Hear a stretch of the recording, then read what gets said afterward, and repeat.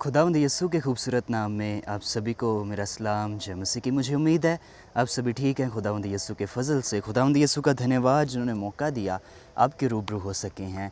दोस्तों, आज हम बहुत ही ख़ास टॉपिक पर बात करेंगे। आज हमने बात करनी है अपने लक्ष्य की ओर बढ़ना। मैं आपसे पूछना चाहूँगा, क्या आपके पास कोई लक्ष्य है?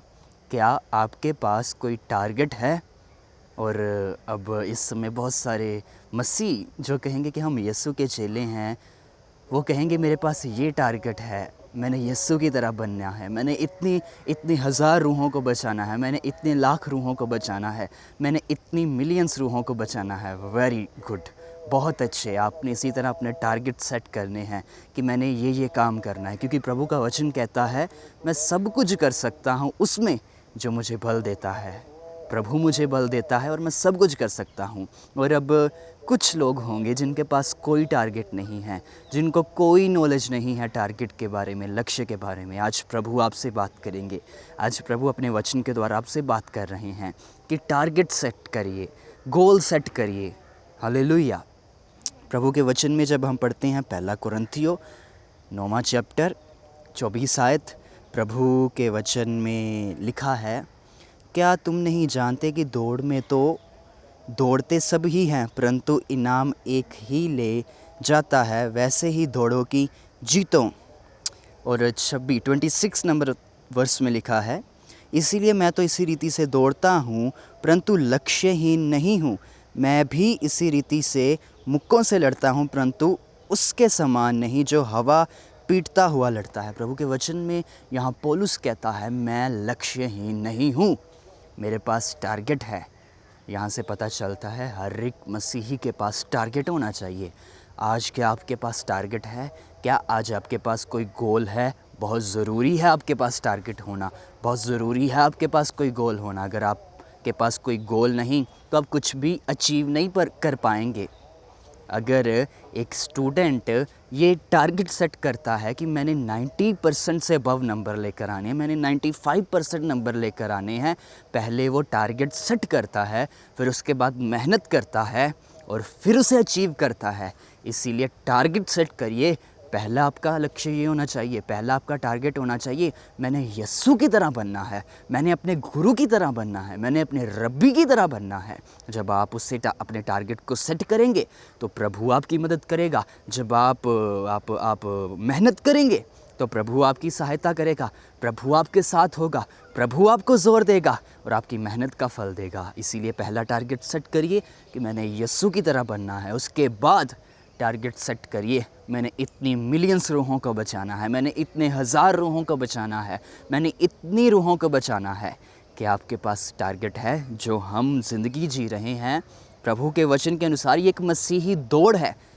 जिस तरह आपने अगर आप देखते हैं, जो एथलीट्स होते हैं उनके पास एक निशाना होता है और वह अपने निशाने के अनुसार चलते हैं। क्या आज आपके पास कोई निशाना है? अगर आपके पास आज कोई निशाना नहीं तो आप क्या जीतेंगे? अगर आप जीत पाना चाहते हैं, अगर आप जीतना चाहते हैं, इसीलिए ज़रूरी है आपके पास लक्ष्य होना। अगर एक प्लेयर बिना ही लक्ष्य के दौड़ता जाए तो उसे समझ नहीं आएगा कि वह किस ओर दौड़े। कभी वह उधर दौड़ेगा, कभी इधर दौड़ेगा, फिर आखिर थक जाएगा। आज कुछ मसीहों का यही हाल है, उनके पास कोई टारगेट नहीं है। वो कहते हैं हमें समझ नहीं आ रहा हमारी ज़िंदगी में प्रभु की कॉलिंग क्या है, हम क्या करें। वो कभी इधर जाते हैं, कभी उधर जाते हैं, फिर थक जाते हैं। आप जानना चाहते हैं प्रभु की कॉलिंग क्या है?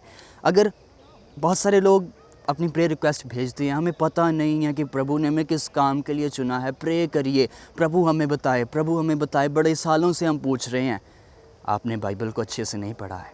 अगर आपने बाइबल को अच्छे से पढ़ा होता तो आपको प्रभु की कॉलिंग पता चलती। और कॉलिंग ये है, यशाया 61 चैप्टर पहली वर्ष में ही लिखा है, प्रभु यहोवा का आत्मा मुझ पर है, क्योंकि यहोवा ने मुझे सुसमाचार सुनाने के लिए मेरा अभिषेक किया। हालेलुया। और मुझे इसीलिए भेजा है कि मैं खेदित मन के लोगों को शांति दूं, कि बंधुओं के लिए स्वतंत्रता का और कैदियों के लिए छुटकारे का प्रचार करूं। ये आपकी कॉलिंग है।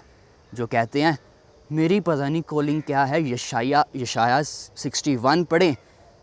अगर आपके मन में आज ये है मेरी कॉलिंग पता नहीं क्या है, आज बहुत सारे लोग कहते हैं मुझे समझ नहीं आ रही मेरी कॉलिंग क्या है। यशाया 61 चैप्टर पहला वर्ष पढ़िए, वहाँ लिखा है प्रभु यहोवा का आत्मा आज आप पर है, उसने आपको मसा किया है कि आप कैदियों को जो बंदी गृह में हैं उनको छुटकारे का प्रचार करें। और छुटकारे का प्रचार यीशु का प्रचार है। छुटकारे का प्रचार ग्रेट कमीशन है। आपने ग्रेट कमीशन को प्रीच करना है। हालेलुया। आपने गुड न्यूज़ का प्रचार करना है। क्या आज आप गुड न्यूज़ को प्रीच कर रहे हैं? ज़रूरी है गुड न्यूज़ को प्रीच करना, बहुत ज़रूरी है। बहुत लोग कहते हैं समझ नहीं आ रही मेरी कॉलिंग क्या। आप बाइबल को अच्छे से नहीं पढ़ते हैं। बाइबल को अच्छे से पढ़िए, प्रभु से गहरे भेद मांगिए और आपको समझ आएगा प्रभु ने आपको क्यों चुना है। प्रभु ने आपको इसीलिए चुना है। लिखा है प्रभु ने मुझे इसीलिए भेजा है इस धरती पर। प्रभु ने मुझे इसीलिए भेजा है कि मैं खेदित मन के लोगों को, जिनके दिल टूट चुके हैं, जिनको लगता है कोई परमेश्वर नहीं है, हमारी सुनने वाला कोई नहीं है, हम थक चुके हैं बहुत से, उन्हें जाकर आप बताएं राह, हक और ज़िंदगी यीशु है। मार्ग, सत्य और जीवन यीशु है। रास्ता वही है, ज़िंदगी वही है, जीवन वही है, सत्य वही है, सब कुछ ही वही है, छुटकारा देने वाला वही है। प्रभु ने आपको इसीलिए चुना है। आपका लक्ष्य होना चाहिए इस वीक मैंने इतने लोगों को प्रचार सुनाना है, मैंने हर संडे इतनी रूहों को लेकर जाना ही जाना है। आपका टारगेट होना चाहिए। बहुत सारे लोग कहते हैं टारगेट सेट कर तो लें, पर ये होगा कैसे? कि आप अपने खुदा पर ईमान नहीं करते कि आपका खुदा आपके द्वारा करेगा? कि आपको ये यकीन नहीं है कि आपका खुदा सब कुछ करने की ताकत रखता है? यकीन करिए, प्रभु आपके द्वारा करेगा। बहुत सारे लोग कहते हैं हम तो चाहते हैं हमारे द्वारा हज़ारों हज़ारों लोग बचाए जाएं, लेकिन पता नहीं होगा कैसे। आपके अंदर यकीन ही नहीं है तो होगा किस तरह? अगर आपके अंदर यकीन हो तो वह पहाड़ों को हिला देने वाला परमेश्वर, वह पहाड़ों को चकनाचूर कर देने वाला परमेश्वर आपकी मदद करेगा और लोगों को आपसे मिलवाएगा। आप रास्ते पर चलेंगे, आप बीमारों को देखेंगे, आप उनको यीशु का प्रचार सुनाएंगे और कहेंगे क्या तू मेरे साथ चर्च चलेगा? तो वो कहेगा मैं जाऊंगा। प्रभु आपके लिए मुहैया करेगा, फिर वह लोग भी प्रोवाइड करेगा। फिर अगर आपने अपने मन के अंदर ये टारगेट सेट कर लिया मैंने हर संडे एक नई फैमिली को चर्च लेकर जाना है, तो हफ्ते में एक नहीं कितनी फैमिलियों से आपकी मुलाकात हो जानी है जो बड़े दुखी होंगे।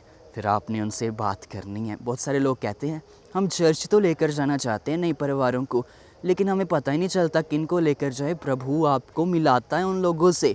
आप बहुत सारे दुखी परिवारों से मिलते हैं लेकिन आप चुप रहते हैं, आप उनको यीशु के बारे में नहीं बताते। अगर आज आप चुप रहेंगे, उस दिन जब आपने परमेश्वर के सिंहासन के सामने खड़े होना है, यीशु भी चुप रहेंगे, यीशु भी ना बोलेंगे कि पिता ये मेरे लोग हैं। लेकिन अगर आज आप उसकी गवाही दे रहे हैं तो आपके बारे में यीशु कहेंगे पिता ये मेरे लोग हैं।